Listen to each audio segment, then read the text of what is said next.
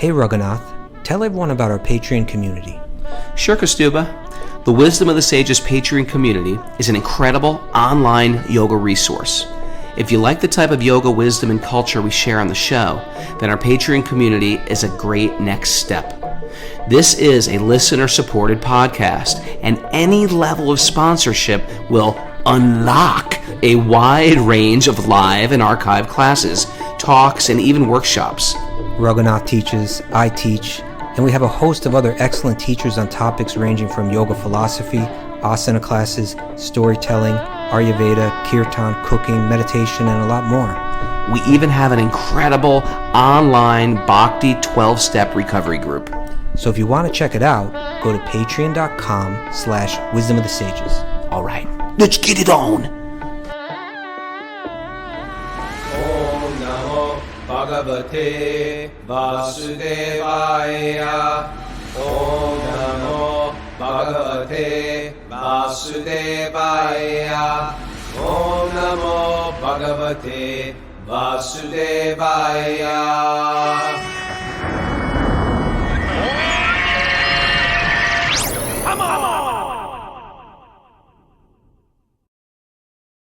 Live from Atlanta, Georgia, this is Wisdom of the Sages, a daily yoga podcast with your host, Raghunath, and co-host and senior educator at the Bhakti Center, New York, Kastuba Das. Welcome to the show. Welcome to Friday's study, discussion, Srimad Bhagavatam show. We're here on a holy day. It's Radhastami, and it is the day of the origin of all goddesses' appearance, Srimati Radharani. Special day, and I'm here with a big live group. Some of our regular Zoomers, including some of the Atlanta brahmacharis. We got the Dust of Brudge, Kylie Brown, her wonderful husband, Brian, Bhaktinate, Balaram, Pamela Garland, right? We call her Vanamali. And Greg DeGasu, he's a staple here, a Zoomer. And of course, my old assistant, Moses, is here. So we had a great program last night at the Atlanta Temple tonight. I didn't know it was Radhastami when we booked this, me and Kylie. I'm going to blame Kylie on this one, but it's Radhastami, so we missed the program at the temple. But you know what? Sometimes I feel like we're going out and rendering service to the spreading of the Sankirtan mission. So that's our service. That's how we're serving Radharani today. We have a program Party tonight right here. Kashi. Yeah. How are you, Mr. Kastuba? Doing good, Raghunath. Happy on this morning. It's the appearance day of Srimati Radharani. This is what can bring more happiness to the hearts of the Bhakti yogis. Yeah. And we have a special guest we're going to bring on before we bring him on. Yeah. Miss Mara, how are you? How can you even survive without me there? Are you like crying every Quite moment? well, actually. She's like, no, I'm thriving. It's very peaceful. difficult. I'm thriving. The dogs are Look how happy. clean The it dog- looks. The dog has come alive. It's cleaner. Gus is doing pretty well. Cats are high-fiving each other. No, Prabhu, we miss you. They're Okay. dying and separated. They're drying up.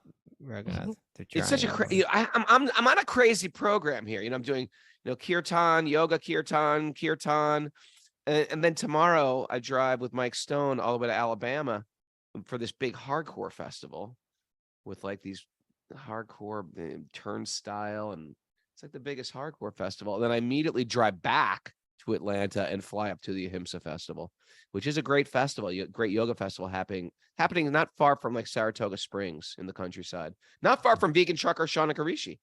Actually, I think it's right by his house. So that's my plan, Prabhu.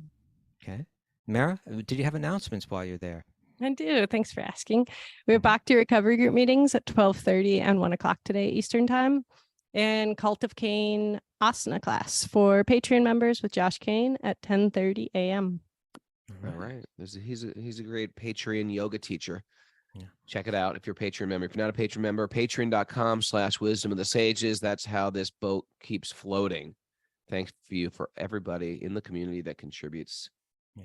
Now, we didn't have Walk on Wednesday this week. People may have noticed that because we saved it for Friday this week. Yeah. Well, we did bring on the new Mikey Prema. True. Okay. Was that on Wednesday? It wasn't a walk on Wednesday. That was like a sort of like a show up Thursday. Okay. Everything needs like a sexy name, doesn't it? Like, all right. So we have a special Flailing Friday. We have a special guest here, Hari Ashva. He's one of the inspirations in my bhakti life. Oh yeah, You know why? Because he embodies joy. He does. embodies joy. He's incredibly dedicated, accepts no praise, and is absorbed in kirtan and spreading the holy name. He's one of He's these the heart of people. South Philadelphia. Yeah, and he's one of these guys I really look up to. We He's have to, dedicated himself to Prashadam Hari Ashva, distribution. you're going to have to unmute. Yeah. I like muting him while we glorify him. That way he can't That way he defend can- himself. There we go. Hari Bol, Hari Ashva. Hare Krishna, Raghunath. Hari Ashva was a guy show. that even in our early days when Raghunath and I were just getting into this, we go down to Philadelphia. He always had a center down on South Street in South Philly. And he would just care for us, right? He would just give us care and love and attention, read us Bhagavad Gita. Isn't it true? Yeah, Hari Ashva was like our mother. He took care of us. He was like a great cook. He had a great attitude. He was never depressed. He was always upbeat. He ran the Govinda's restaurant on South Street. And we used to do, when we were brahmacharis, when I was a little bit more fixed up as a brahmachari, we used to do kirtans up and down that street in South Street, which is sort of like the St. Mark's place. It's like the cool punk street. And then we'd all go back to Hari Ashva's restaurant, go up to the third floor, and we'd have these massive Bhagavad Gita and kirtan programs there. And the entire, New Jersey, Philadelphia hardcore scene would show up. We'd pack that place. We really thought the whole building was going to collapse. It was like one of these the floor used to just bend. and the air used to go like whoo, whoo, whoo, whoo, like go out the window, in the window. It was a weird suction jumping weird phenomenon. Lucky there was no fire marshal around or nothing tragic ever happened, but a lot of joy came from that time in my life. Welcome, There was also the fearful time of Hari Ashva, which was when I was a brand new devotee and I was like living at Gita Nagari for like a year. And I was like, you know what? There's a Christmas marathon. There's an incredible push in the Hare Krishna movement at that time to do like sell books because it's Christmas and people are out consuming nonsense. And so Hari Ashva were you like the book distributor leader? We all went to Philadelphia. That's where me and Kastuba sort of really bonded. And Kastuba was already a book distributor. And I was like, okay, for 1 month, I'm going to huh? You're squirreling away. Well, this is how I first met him. Okay. And for me to go out, you got to understand, I was already sort of like a junior celebrity in the punk scene. And now I'm like going to go out, distribute books in a parking lot or in a train station. And like, he took me under his wing, big Hari Ashva. He was like Big Bird, and I was like a little fledgling, new baby bird. He's like, you go Tweety out there, bird. Raghu, I'm going to take care of you. And he took such good, who else? Ram Roy and Hari Ashva took such good care of me that I always remember these two. Thank you, Prabhu, for being here. I love you. How are you? I'm wonderful. Yourself? I'm doing good. And nowadays, Hari Ashva is one of the sage group leaders for Wisdom of the Sages, right? Amazing. And we wanted to bring Hari Ashva on to talk. We just, before the show, we said, we got to bring Hari Ashva on. Are you free this Sunday morning, Hari Ashva? Yeah. Are you checking in this Sunday morning, Raghunath? Are you traveling? He's traveling. He's flying. So maybe better we have Raghu when we bring Hari up. So someday soon we're going to bring you on a Sunday and do the full interview, okay? Okay. All right, but now we wanted you just to share a little bit about the signups for the Sage groups is back open again, and it's been open for a few days now, and already it's like the groups. We got 42 groups. I think 17 of them are already closed because they're already is Hari full. Ashva's group open? That's what I want to know. We got to know that. Mara, could you check on that for us, please? That's the group you want to get into. Yeah. And so 70, I think 70-something% of the slots are full. If they all fill up, we'll try to create more groups and new times and all that. But still good to just sign up right away. You go to wisdomofthesages.com and then you click on events and you can see all the different Sage group leaders, the different No, you times click they on have. Sage groups. Sorry. I'm sorry, Sage groups. Thank you. Right. And then you can find a group that you think looks interesting to you and a time slot that works for you and so on. And Hari Ashva, he brings to his group all of that love and all of that deep Krishna consciousness that he has. He's been practicing bhakti since like the mid 70s. and he's got a lot to offer. Hari Ashva, could you share a little bit about your experience with the sage groups? I mean, I have to wake up to this illusion. I can't understand who you were talking about. You were saying all this. I mean, I'm still here. That's amazing. But the sage groups, I mean, it's amazing to me because initially when you're asking me to do this, I've always been very hesitant. And my main reason is that I'm too old. I'm out of touch. I won't have any idea what these young people are speaking about. So I would say no, no, no. And your crowd is so diverse. Yeah. Some of them are real young. Some of them are in their 30s, 40s. But it's 50s, 60s. Yeah, older, yeah. Well, I don't have them yet. That's why I'm there, you know. But they have such an interest in bhakti, as they call it. They have such an interest, and their paths are so diverse, and yet still, because of what they're getting from the two of you, it's unbelievable to me. You know, Kastuba, I say that the program that you and Raghunath is offering, it's like the sages of Nandmishiran, you're going to love you, you know. You've taken the essence of the Bhagavatam and you're explaining it in an easily understandable way. And they're talking Bhagavatam. You know, these the young people from the sages. And basically, they come in, some people may come in eating meat, some may not chanting rounds, but it's amazing because the process opens everything up for them. And they're telling me, you know, I'm up to 12 rounds. And one guy I'm 16 now. Y'all were right about that. Meat is out off the table, out the window. We don't tell anyone anything. It's just from hearing and from your association that I watched the transformation takes place. I think that was from your association. Yeah, once they got in your group, all of it started happening. Yeah, all bad. Once you join Hari Ashwa's sage group, all bad habits go away. Isn't that amazing? That's why I want to join. Hari Ashwa's group is full. Maris informed us. So you'll have to wait till next year. You got to do 2 groups. Do 2. Because we miss each other, and I say, listen, I'm moving on, and they said, no, no. And then they said, well, I'm coming back. And they said, no, no, no, everybody's got to come back. I said, I don't think that's what they're asking us to do. All your group members wanted to stay in your group. That happens sometimes. That happens. They're attached. Yeah. It's just the quality of the conversation. And, you know, that's a great point. They listen to what you're saying. And then they start speaking it.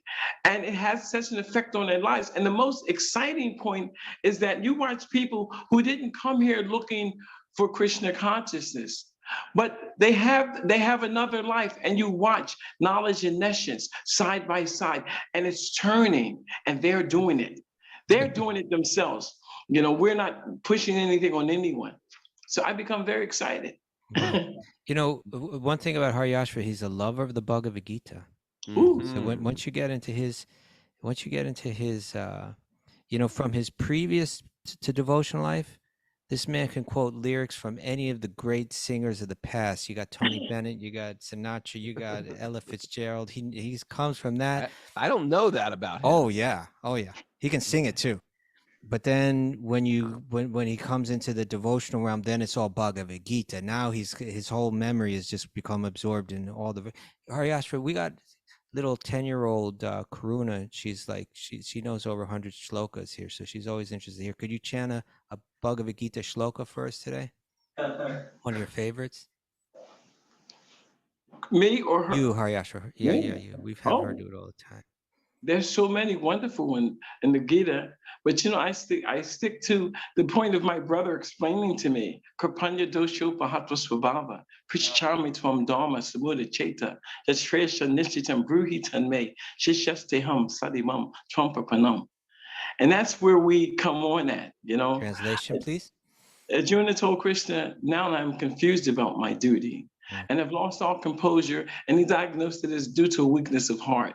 And in this condition, I'm asking you to tell me for certain what's best for me. Shishya steham sadivam tvampapanam. Now I'm your shishya, I'm your disciple. I'm a soul surrendered unto you. Please instruct me. Oh, man. And when you get in Hari Ashva's Sangha, there's beautiful kirtan, there's wonderful prasadam, and there's discussion of Bhagavad Gita. Wait, and there's prashad? I don't know if in I a join sage his group, that's a little sage hard. How does that work? Is it like some AI food coming through the computer? Anyway, Hari Ashva, we're so grateful that you and we have 42 sage groups, and all of them have wonderful leaders in. Hari Ashva, you are unique and special in your own way. Okay, stop it, Kastuba. You know me, okay? So and so thank you for doing the service. And again, we encourage everybody that if you've been listening to this podcast and you want to, and you just want, we all got to break out. We got to take a little risk. We got to do a little something different if we want to move forward in life and make this bhakti come alive. Just say, you know what? I'm going to give it a try. I'm going to sign up. It'll go from October through December. It's an hour and a half a week. I'm going to meet some new people. I'm going to connect. We're going to discuss. I'm going to have an opportunity to bring out my questions, to share what I'm going through. Give it a try. Right? You don't have to be some great advanced devotee. You could be brand new to all this stuff. That's perfect. That's fine too. Yeah. Hari Ashva, thank you. I've always been like a baby bird, and you're always big bird. You're always big bird to me, taking care of me. Thank you. I love you guys. Thank you so very much. Okay, I want you to come visit too. Hey, Krishna miracle also is that now we're getting into the chapter where the Hari Ashvas are brought up. That we should invite him up to the Wisdom of Sages retreat. Why don't you come visit us for that retreat? Why don't we do that? Why don't you come up for the Wisdom of the Sages retreat? He's muted now. I got unmute. He had to unmute. It's over Columbus Day October weekend. 6th through 9th. Yeah. Can you unmute Hari Ashva? Still with us? Unmute him. Yeah. You said, what is the date? October 6th through the 9th. You're invited, special guest. Where's it at? At Super Soul Farm. Upstate New York. I was there, Raghunath. You weren't there. Where was I? You're in California. For what? What are you talking about? No, I was there. He was here for Vyasa Puja. Yes. Oh, I wasn't here. I wasn't there. I'm sorry. Well, if you can come up that weekend, we'd love to have you.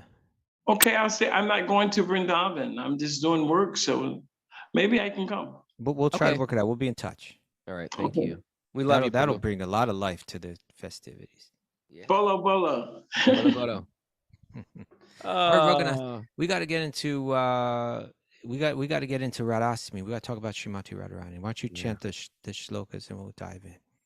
Narayanam namaskritya naram chaiva narotamam devim saraswatim vyasam tato jayam mudiraya. Before reciting the Srimad Bhagavatam, which is our very means of conquest, one should offer respectful obeisances to the Supreme Lord Narayan, unto Narayan Rishi, the supremmost human being, and to Mother Saraswati, the goddess of learning, and to Sri Vyasadeva, the author. Nasta prayesha badreshu nityam bhagavat sevaya bhagavati uttama shloke bhaktir bhavati naishtiki. By regular attendance in classes in the Bhagavatam and by rendering service to the pure devotees, all that is troublesome to the heart will become eradicated, and loving service to the Supreme Lord, who is praised with transcendental songs, will be established as an irrevocable fact. Om Agyanatimarandasya Gyananjana Salakaya Chakshurun Midatamnena Tasmai Shri Gurave Namaha. I was born in the darkness of ignorance, and my teachers are opening my eyes with the torchlight of knowledge. I offer my obeisances at their lotus feet. Okay. Radharani ki jai. Jai Srimati Radharani. You ready to talk a little bit about Sri Radha? Yeah. I was thinking today, I was talking to Brian. Kylie's married to Brian. Oh, yeah. Brian's sort of like got this Buddhist background. He's sort of like a Buddhist therapist. He also leads retreats, but he leads like silence retreats, which I think would be good for me. But he was saying, basically because he calls it skepticism, but I call it like discernment, because he actually does have faith. He just doesn't have blind faith. And I think a lot of this stuff when we get into like esoteric topics of Krishna consciousness, you can't know them per se just entering into them. They have to be somehow revealed to us.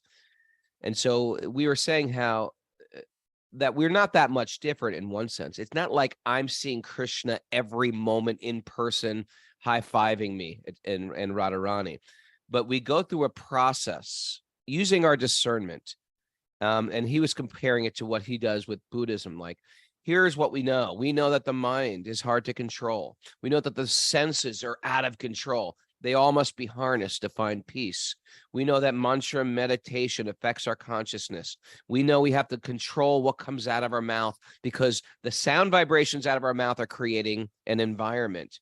We know that we have to be very, very careful about what we consume through our ears, through our eyes, through our experience. We got to be careful who our company is. We can't hang out with people who degrade our consciousness. We have to bring people who lift up our consciousness. So these are sort of like the preliminary. They're not spiritual things.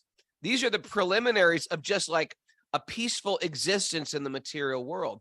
And a lot of us just struggle with that. We didn't even get to God yet. We're just trying to get to understand, like, I'm a spiritual being, and therefore everybody's a spiritual being, and I have to learn to respect all beings. Like, this is like the ABCs of just starting off our spiritual trajectory. And different paths will lead you on that. Like I think in that sense, me and Brian are very similar, but the acharyas in our lineage are almost like taking us by the hand and saying, I've been down this path. I'm going to show you other stuff, but first you got to do this stuff. First, you got to get this stuff under your belt. And then I'm going to walk you to a whole nother realm. And there's something beyond the curtain. It's not just to become peaceful. It's not just so you get rid of your addictions, which would be nice. It's not just so you can become peaceful, which would be nice. It's not that you can just let go of resentment and be free to love, which would be nice. There is a whole nother world going on back here. And so the Vaishnava acharyas, the masters, have said they give you a glimpse into it. And it's sort of, we call it the esoteric. But first, a lot of us are just trudging through the tangible mountain range we have to climb. So you want to take over from here? You like that little intro? Okay. Yeah. Well, what you're saying, Raghunath, it's we could say that we practice Vedanta, right? We have faith in the literature of Vyasadeva, that he wasn't just an ordinary writer, but that he was, nowadays you'd use a word like a channel or something, right? But like, yeah, he was empowered. He was a channeler. That his writings were not ordinary. That he was kind of he was empowered. He saw past, present, and future. He saw the future of the world. Yeah. And so it said that all the sages are indebted to Vyas because he wrote all this vast Vedic literature. And within Vedanta, the Vedantins, all Vedantins, there are, you could say, two main camps of Vedantins, right? Like there's the Advaita Vedantins, and then there's the Bhakti Vedantins. And we can maybe get into a little bit of the difference of that, but all of them, except what we could call conventional Vedanta, right? Ideas like that the self is eternal. Ideas like the self is not the body is, in a sense, is illusory. The mind is, in a sense, illusory. The material realm is, in a sense, is illusory. And then I am spirit. I am beyond that. And then along with that, there's so much fundamental philosophy about what that means and how one rediscovers the self, the kind of determination that it takes, the kind of letting go that it takes. All of that we could call conventional Vedanta. And you can find that throughout the Upanishads, and you can find so much of that throughout the Bhagavad Gita. But then there's something else that's revealed, that's pointed to in Bhagavad Gita, and that's, is, what do you say, like fluffed out? It's expanded. Teased out in Srimad Bhagavatam, which we could call esoteric Vedanta. Conventional Vedanta, everybody that's into Vedanta knows about, and it's foundational and so on. But this esoteric Vedanta, it's only understood and revealed to people that have an eagerness to understand and that come into contact with those that are revealing. It's there in Bhagavatam for everyone, but a lot of people, these lineages haven't all caught on to it. You know, it was. I read something interesting today. It was Bhakti Siddhanta Saraswati Thakur in a commentary on a beautiful verse that mentions Radha. And maybe I can read that verse in a bit. But he used this term centrifugal. Centrifugal, like centrifugal force. Yeah, centrifugal means it's moving towards the center, right? It's connected to the center. Centrifugal force is force that is in relation to a center point. And then the opposite, or it's moving away, I think, from the centrifugal force means it's moving away from the center, and centripetal force means it's moving towards the center. And so this is what about Vedantins, about these two categories of Vedantins. This is what Srila Bhaktisiddhanta wrote. He said, it is only those fettered souls, right, those who are kind of bound, who are excessively addicted to worldliness, that are devoid of the devotional eye. That they can't see Radha. They can't understand this esoteric Vedanta, right? The devotional Vedanta. I like this already. Keep going. Okay. Of them, some are enmeshed in the very gatiness of the deluding energy. Meaning they're not even, they're the karmis, right? I want the things of this world. Okay, I'm going to ask you to say that read this again? whole thing again. Yeah, say it again. Of them, of those who do not have the devotional eye. Yeah.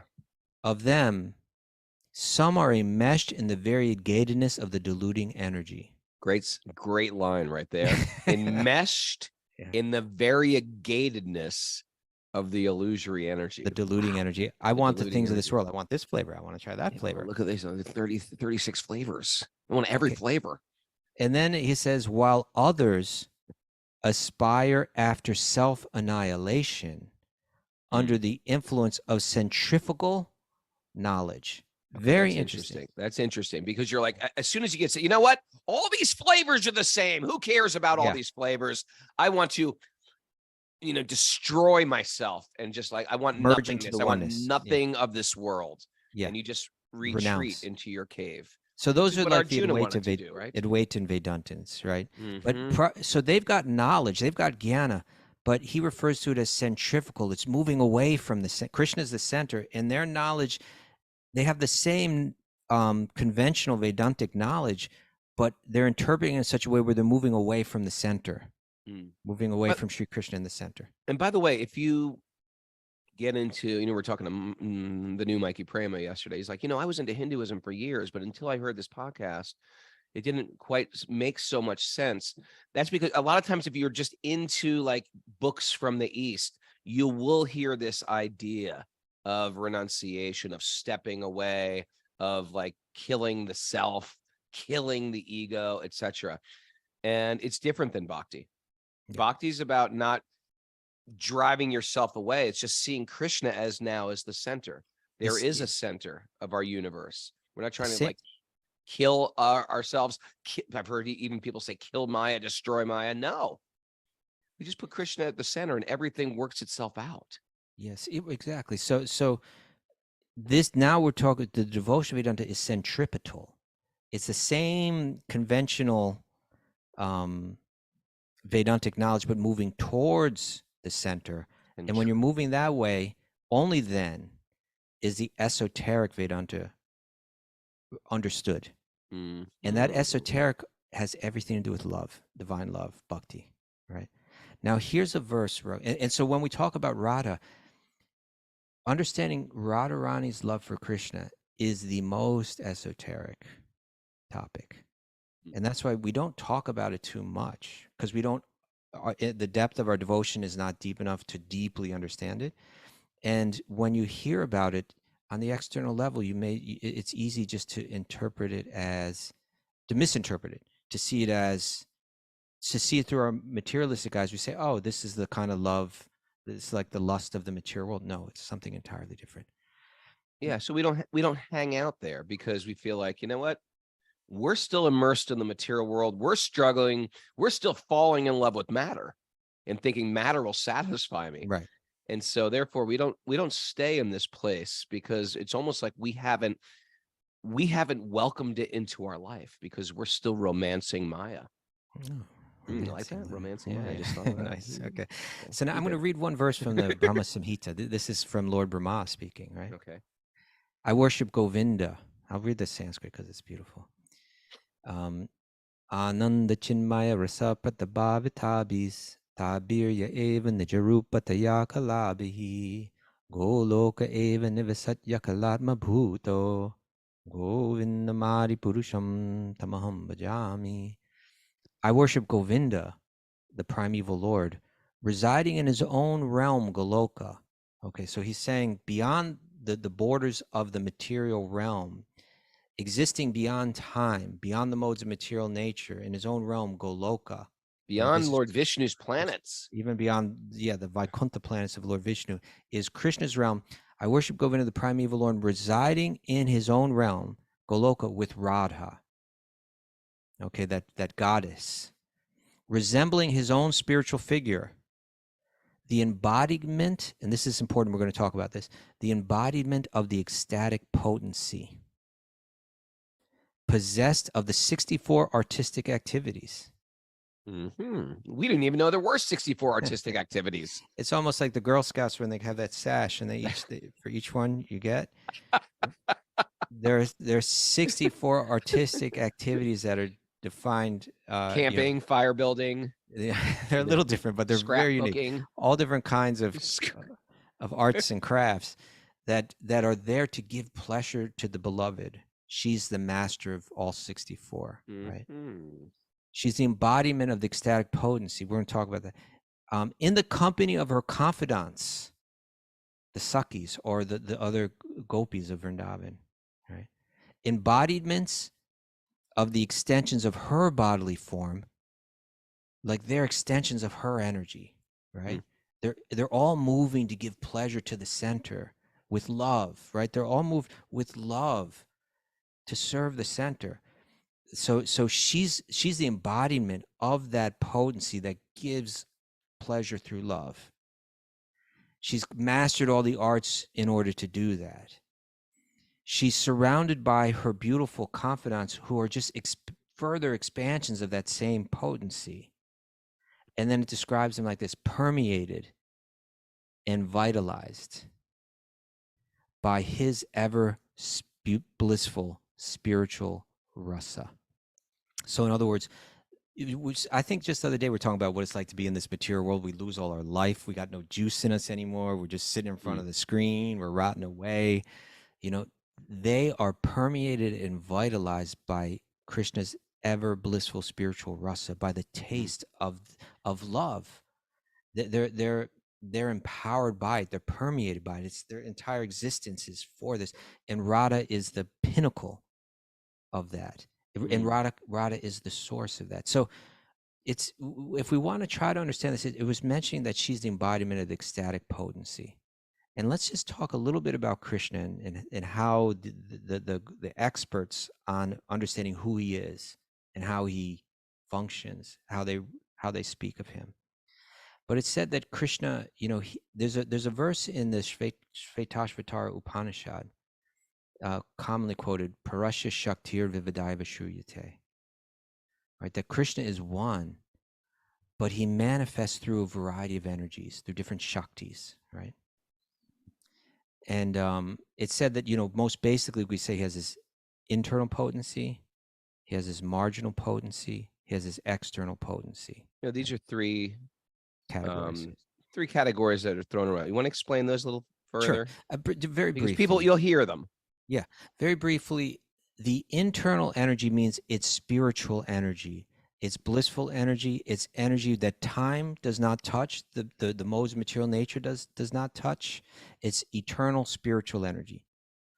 How does that manifest? It can manifest in Krishna's form. It could manifest in our own form when we're liberated and enter into Krishna's Leela. It can manifest in Krishna's Dham, right, where his pastimes play out. It said that the things of this world, which is the external energy is just a reflection of the internal energy. So as we see, there's places here, there's there's trees here, there's mountains here, there's water here, there's oceans. All of that is a reflection of the eternal internal potency, but here it's affected by time, it's affected by the gunas. That's the external energy, right? And then the third energy is the marginal energy, which means us, the souls. We're made of spiritual energy, but we have the tendency to become covered and caught up in an illusion and trapped within the external energy, lost within the virtual reality. Okay. Now you can take the external energy and you can break it into three different categories: sattva, rajas, and tamas. And that's something that we talk about quite a bit. Each one has a different influence, right? Each one has a different power. It's said that Krishna's internal energy can also be divided into three. Sometimes we say Sat Chit Ananda, right? But in other terms, there's Samvit, which means that eternal existence potency. Sandhini, which means that the potency of knowledge, of all knowing, of all understanding. And the third one is called the Hladini Shakti, which means the pleasure, we say the pleasure given potency, but really, if you want to understand what it means when you love someone, naturally, you move to bring pleasure to them, because when they're pleased, due to your love, you feel pleased. And it's only natural that we move for our own pleasure. So the Hladini potency means it's entirely pure love, the potency that moves to please the beloved without a speck of selfishness involved. And, we can say, just like you and I were talking this morning, Raghunath, right? Like, you can take a president, take the president of the United States. He's one person.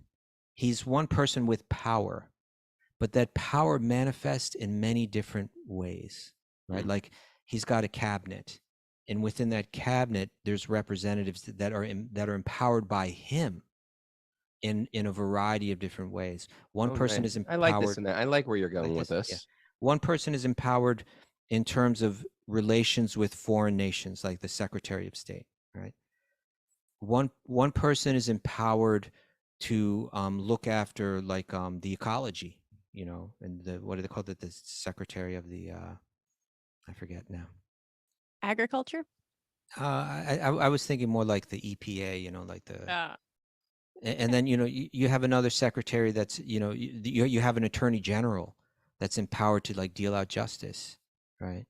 You have I believe, like, energy, someone that's in charge of, like, the different types of energies. You have he's got a CIA, which is intelligence, internationally. He's got an FBI, which is intelligence, domestically. So, like, one person has power that manifests in so many different varieties of ways. And these great sages, they break down that Krishna is that one all-powerful being at the center of all existence, and he's manifesting his Shaktis in a variety of different ways, his energy in a variety of different ways. And some of that falls under that conventional Vedanta. The conventional Vedantins understand a great deal about how things are working. But this esoteric energy, particularly now we're talking about this Hladini Shakti, the pleasure given potency, this is all about love. And love, the very nature of love is that it's due to its intimacy, it's not revealed to everyone, right? Particularly in its most intimate forms. It's private. Yeah, it's something that not everybody's invited into, right?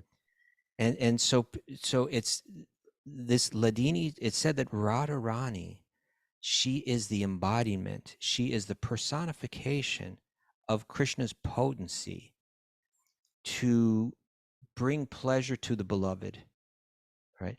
Let me read a little something about from Chaitanya Charitamrita, helping us understand all this. This is a verse written by I think actually it's there in the Chaitanya Charitamrita by Krishnadas Kaviraj, but I think it comes from Sarup Damodar Goswami. He writes this, that Radha and Krishna are one and the same.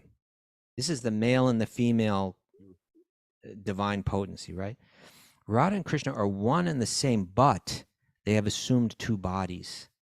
Thus they enjoy each other, tasting the mellows of love. And Prabhupada writes here, he says, the two transcendentalists, Radha and Krishna, are a puzzle to materialists, right? It's esoteric. Not everybody's going to understand it. The above description of Radha and Krishna from the diary of Srila Sri Damodar Goswami is a condensed explanation, but one needs great spiritual insight to understand the mystery of these two personalities. One is enjoying in two, right? God doesn't exist alone. God has no intention to exist alone because God exists for love. God, through his energy, he expands into two as Radha, right? And now love can be shared because love requires, sometimes, sometimes the Neo-Vedantins, these kind of more modern, What's a Neo-Vedant? What's a Neo-Vedantin? Vedantin? You have your traditional Advaita Vedantins like Shankaracharya. They teach love is an illusion. Yeah. Okay? Love is an illusion, because all is one in the end. There is no two. Any variety is illusion. So how can there be love? Love itself is an illusion, that involves two. And then the Bhakti trend answered that. The Bhakti movement through great philosophers like Ramanuja, Madhva, Chaitanya, they had responses to that, saying, no, love is an eternal reality, and individuality is also an eternal reality. I'm always me, you're always you, God is always God. And because we're individuals, we can experience love, and love can be real, and love can be eternal. And love is higher. And love is the higher highest. than just being one. But what the Neo-Vedantins did, they were Vedantins that came around the late 1800s. And they borrowed a lot of the language and the concepts from the Bhakti movement, which had exploded and become popular all over India, and they kind of blended it in to the Advaita Vedanta. So it's kind of like, we don't really have to surrender to any god because we are God, but still love, like, whereas the Bhakti Vedantins are saying we need to recover or reveal the divine love that's within us. They're saying we are God, and just become divine love, like that. Become divine love or something like I like you that. are love. That sounds good. That sounds really nice. Sounds good. But philosophically, it doesn't really make a whole lot of sense, because there needs to be more than one to love. So Krishna, he, in one sense, this is eternal. So to say he expands, it makes it sound like it happened at a certain point in time. But the point is, the divine origin of everything, Krishna, he expands into Radha, who is the embodiment of his love potency, of his pleasure potency. And now together the two enjoy love. And as bhakti yogis, we see Srimati Radharani as the very as the personification of all that we wish to embody, and the source of all that we wish to embody, right? That her divine love, that we want to be blessed by her Hladini Shakti, by her potency. And when our heart becomes soft enough, right? When our heart becomes soft enough, when it's exposed to her potency, especially through another devotee that already has been touched and transformed by it, then we become touched and transformed by Srimati Radharani's Hladini Shakti, by her potency. And through that, our love and our ability to give pleasure to the one we love, to Sri Krishna, arises in us. That's how bhakti yoga works. It's something like that. So Radharani becomes incredibly important and special. Her pastimes with Krishna, how she expresses and her love for Krishna, how she gives pleasure to Krishna, is something. Much of it is falling within the realm of what we call Shringara Rasa, or like this amorous love, this romantic love. And so much of that remains hidden, somewhat secret, right? It's not spoken about so much. Sometimes people exploit that and they speak about it publicly, like just to attract big crowds and all that. Yeah, it's like the gurus, the liberated souls. They give us little windows to peek in.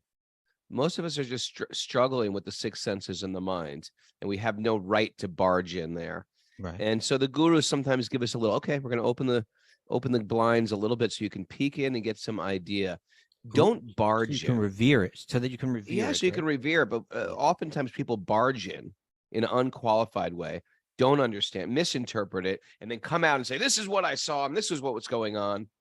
And so or they market this. it. They market it, right? Like they do these Bhagavad Saptahas. It's 7 days of reading Bhagavatam, and they have huge crowds. Some of these speakers in India.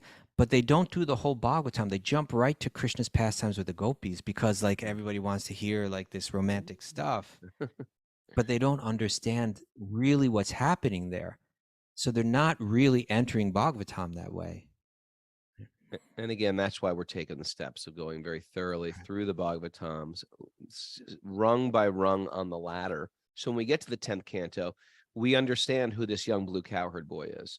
What is his relationship with the gopis? What does that even mean? Unless you really sort of unless you break this stuff down, it's going to make no sense whatsoever. So even after so many decades in, me and Kaustubha we have a revered distance, and there we get a glimpse in, and we don't hang out there because we feel like on a special day like this, we'll start sharing certain things. But let's put it this way, right? It's not that we want to read about this and hear about this and understand it, but we want to hear it through the right sources so that we understand it properly and approach it with the right reverence, right? Approach it with the right attitude and understanding. Now, here's a little something that Prabhupada wrote on this topic. He says the empiric philosophers, and by that he's talking about the Advaita Vedantins, because I believe what he means is empirically they break down the elements of the material realm, like the Sankhya philosophers. The empiric philosophers enjoy a transcendental quality of bliss by philosophical speculation. They understand I'm spirit, I'm not the body, I'm not of this world. So they enjoy a quality of bliss by philosophical speculation on the supreme truth. But beyond that pleasure, beyond the pleasure of understanding I am spirit, but beyond that pleasure is the pleasure enjoyed by Brahman in his eternal form of the personality of Godhead, not just the impersonal energy, but him as a person. There's a deeper bliss that can be experienced in the realm of personality and the realm of love. He says, Brahman bliss is enjoyed by living entities after liberation from material bondage. I am spirit, right? But Para Brahman, the personality of Godhead, enjoys eternal bliss of his own potency, which is called Ladini Shakti. Right now, God is enjoying through his own potency that is embodied in Srimati Radharani. The empiric philosopher who studies Brahman by negation, I'm not the body, I'm not the mind, etc., by the negation of the external features, has not yet learned the quality of the Hladini potency of Brahman. They don't know. They know the conventional Vedanta, they don't know the esoteric Vedanta. Out of many potencies of the omnipotent, there are three features of his internal potency, namely Samvit, which means eternality, Sandini, which means knowledge, and Hladini, which means the pleasure-giving bliss potency. And in spite of their strict adherence to the principles of yama, niyama, asana, dhyana, dharana, and pranayama, the great yogis and gyanis are unable to enter into the internal potency of the Lord. This internal potency is, however, easily realized by the devotees of the Lord by dint of devotional service, right? When one comes forward and says, I want to love you, God, I want to serve you, God, if that's sincere, then you can begin to understand the personhood of God, and you can begin to understand Radha, who is the personification of his loving bliss giving potency. Otherwise, it remains hidden. Sure. The idea of loving in the spiritual world, easily understood by loving in this world. If there's a person like Kaustubha and I want to get to understand him. It's not just like earlier I was saying, me and Brian, we just want to understand how this material works, how to control our senses, etc. And so if we project that like on a person, like I want to understand Kastuba, well, I can understand how he decorates his apartment. I can see that here on YouTube or on Zoom. I understand the way his appearance and the clothes he wears. I was expecting him to wear this outfit today reasonably. I wasn't expecting to wear a giant hat with a feather in it or something, or big cowboy boots. I'm expecting him like this. I understand him. I smell him, see how he smells. He smells pretty good. And, but at the same time, that analyzing of Kastuba and his surroundings will never get to understand Kastuba, his depth and his heart. And there's one way to understand a person's heart and their depth is to offer love to that person. And when you offer love to a person, they start to reveal everything to you. Open up. Right. And they start to share everything. They start to unpack all their biggest fears, all their become greatest vulnerable. hopes. They become vulnerable themselves, and then they start to share everything with you. And that's how you know. So beyond controlling the senses and beyond the regulation of our lifestyle, beyond getting, not degrading our consciousness, upgrading our consciousness, beyond what we eat, beyond our physical yoga practice, we have to start approaching God as a being. Please reveal yourself to us. And then all of a sudden, that esoteric becomes very tangible and real. And it'll make sense. It'll start to reveal themselves to us. And then we'll understand Krishna and Radha. And we'll understand the importance of Radha and the worship of Radha to understand Krishna, because Radha is the greatest of all devotees. And that's how we make advancement. Anyway, we please the greatest servants, and the source also starts to see, oh, this person's loving my devotees. In the same way a parent would say, oh, thank you so much for helping my child. What can I do for you now? Right. And you and I were very fortunate that when we were younger men, you can say it, we were brought to Vrindavan, which is really, we can say it's the land of Krishna, but really it's the land that revolves around Krishna, right? Which means I like that. I like that explanation. It's really the land of Radha. When you see people in Vrindavan, how do they greet you? Jai Radhe. Radhe Radhe. Radhe Radhe. Jai Shri Radhe. Everybody is chanting Radha's name. Everybody. It's because it's all moving inspired by, permeated by, vitalized by Radha's love, and you get caught up in that current. And so when you go to Vrindavan, everywhere, everybody's moving for Krishna's pleasure because they're moving under the influence of Radha's divine love, her Ladini Shakti. And so that's why it's so special there. It's so beautiful. You might go there and not catch on if you're not going in the mood that's appropriate. But if you're going there with that sincerity, you can get caught up in that, and it can lift you up. It can a couple days there can bring you lifetimes and lifetimes forward in your understanding of devotion, of bhakti. And, this is why people go to Vrindavan and they have these Vrindavan meltdowns. They're not going to a holy place. They're not going to a tirtha. They're going to the Dham. They're going to Krishna's abode. It's somehow mystically what's it called? Generated on this planet. And it's like entering like a chip portal. Krishna's portal to Krishna's spiritual realm. And in Krishna's spiritual realm, Krishna is the center. And therefore, if you come in there with any ego at all, it's going to be dismantled in the most fantastic way possible, leaving even the most staunch, renounced, intelligent person like sort of broken, because even the most staunch, renounced, greatest yogis, etc., if they're still moving with that ego is not welcome here, because it's not you. It's not the real you. So it must be dismantled for you to get a higher taste. And that's why we Nice. see people coming to the Dom and they just start crying or freaking out or running around or going, I got to get out of here. I don't know what it is. I just got to get out of here. Because it's not an ordinary place. It's not like a place you go for purification. It is the Dom. It's Krishna's abode, and Krishna's a center. You no longer can play the you no longer can be in the costume party where you're the center of the universe anymore. That costume gets stripped off. We're left raw and naked, right? And if you can pull it off even a little bit and get the mercy of your teachers or the mercy of the Dom guru, then you're actually surfing the biggest wave you've ever surfed in your life. It's like which is like, you know, it's my analogy of like an incredible ecstasy that you've never felt before. That's not of this world. It's not like, oh, I went on a beautiful cruise or I climbed Mount Kilimanjaro. It's a higher ecstasy than that. It's got nothing to do with anything external. It's got you're in an internal high that is almost inexplicable when you come back home and try to share that with somebody else. How was your time in Vrindavan? I can't even share it. I can't even explain.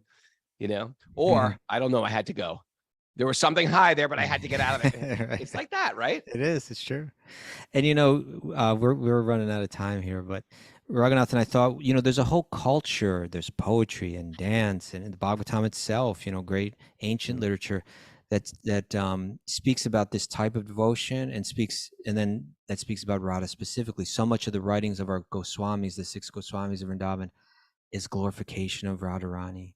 And we thought we might read from the Sri Radha Kripa Kataksha Stavaraja, right? The prayers for the merciful sidelong glance of Sri Radha, which is called, like some people call it, like the national anthem of Vrindavan, right? Which is just a song glorifying Srimati Radha, beautiful poetry glorifying Srimati Radharani.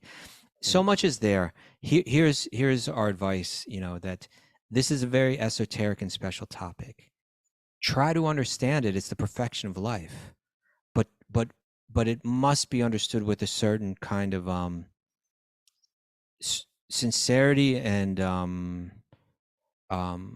humility. That it's not something that I can jump into and start pretending I'm something that I'm not. That I understand something that I don't. I will fully understand the love of Radha as to the capacity that a jiva can, that a soul can, when I've let go of all of my attraction to this material world, when all the lust in me is gone, when all of the material desire in me is gone. So I need the conventional Vedanta for that, right? I need to control my mind. I need to control my senses. And I need to enter into a process where, by hearing about this, I develop a higher taste. I develop a higher understanding that is rasa, right? That is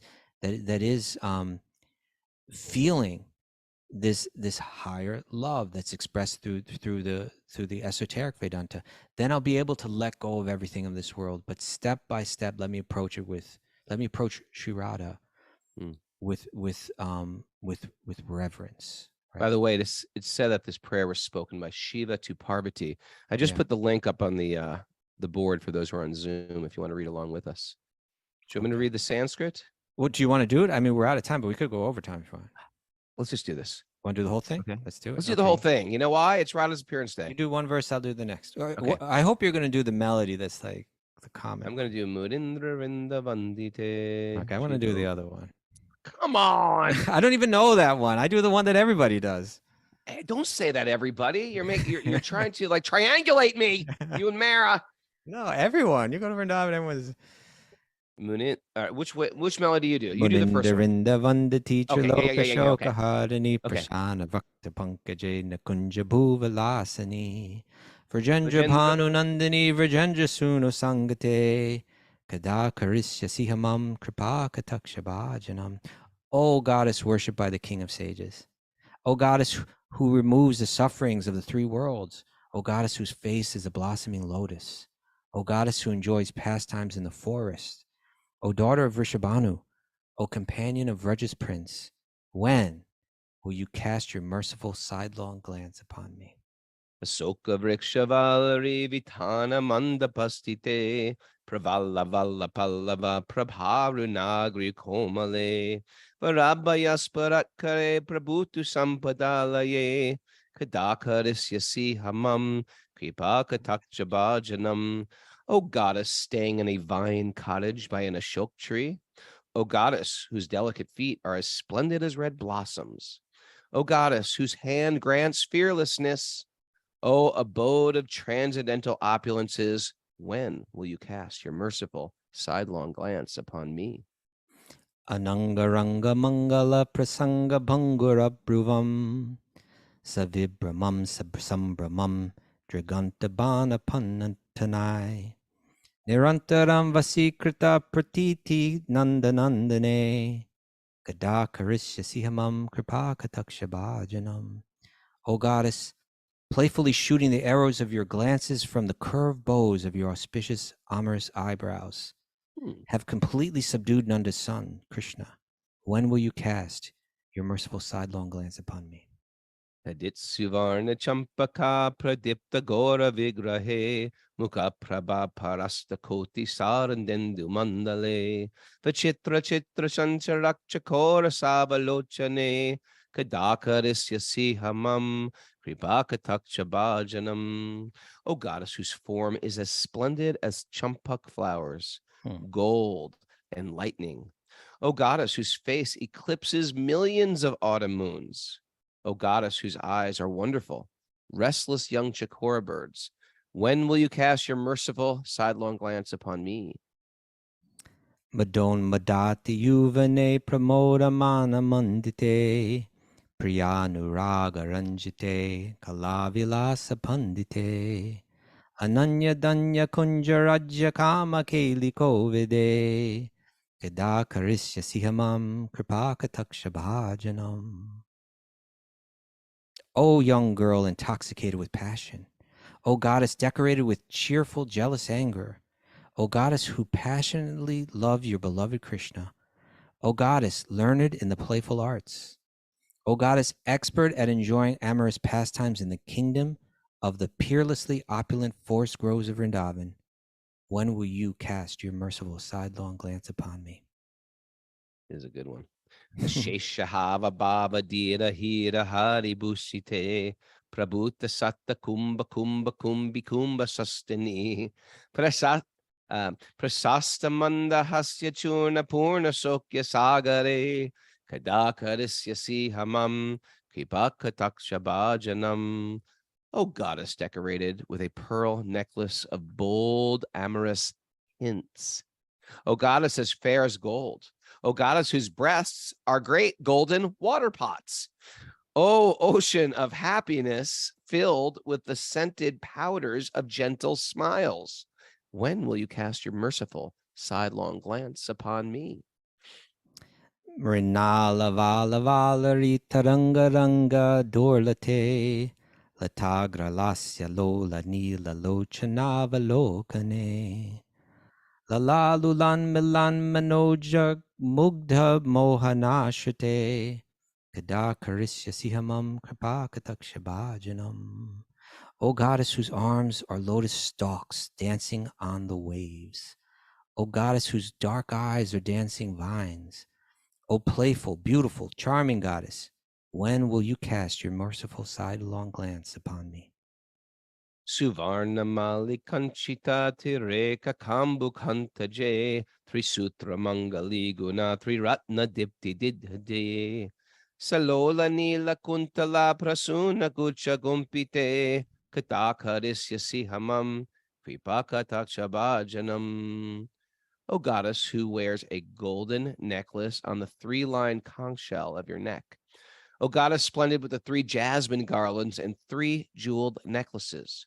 O goddess whose moving locks of dark hair are decorated with bunches of flowers, when will you cast your merciful sidelong glance upon me?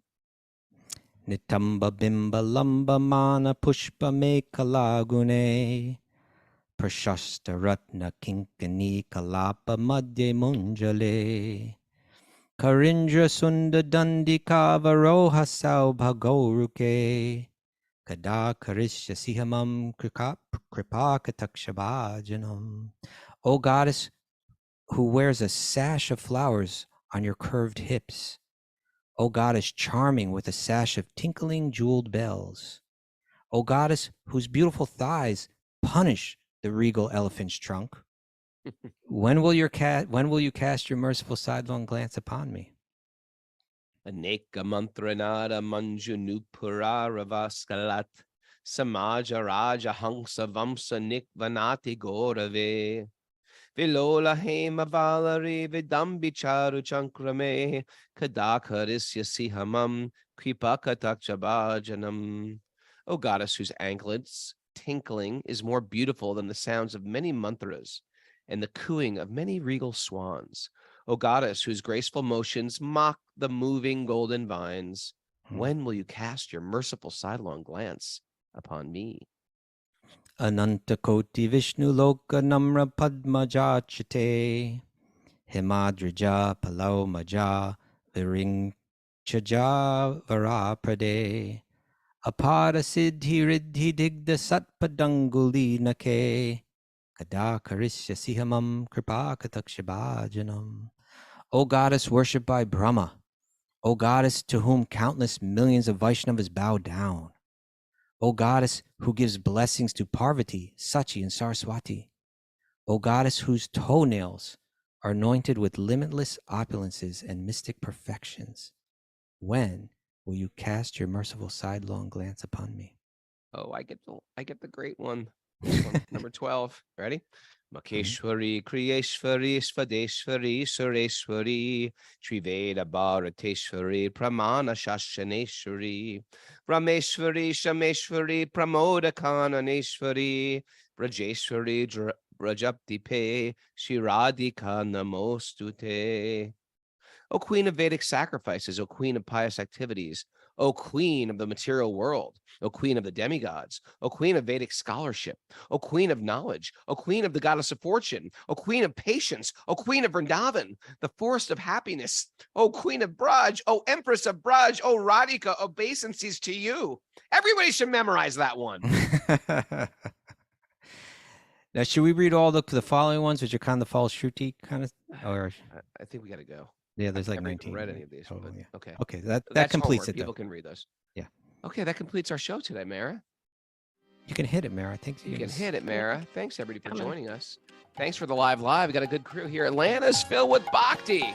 Bhakti Yoga Atlanta. We're going to be here tomorrow, doing the show tomorrow, live from Atlanta. What time are we doing tomorrow? What, tonight? What? 8 What? a.m. 8 a.m. tomorrow. Okay, then I got to hit the road. I got to hit the road. I'm driving to Birmingham. Thanks, for everybody, for joining us. We don't usually go over. It's a special holiday. Maybe everybody could do a little extra reading today, a little extra hearing and chanting today, because it's a holy day and you get special potency, special power. And petition Krishna and Radharani. Please help me. Petition Radharani. Please help me know Krishna a little better today.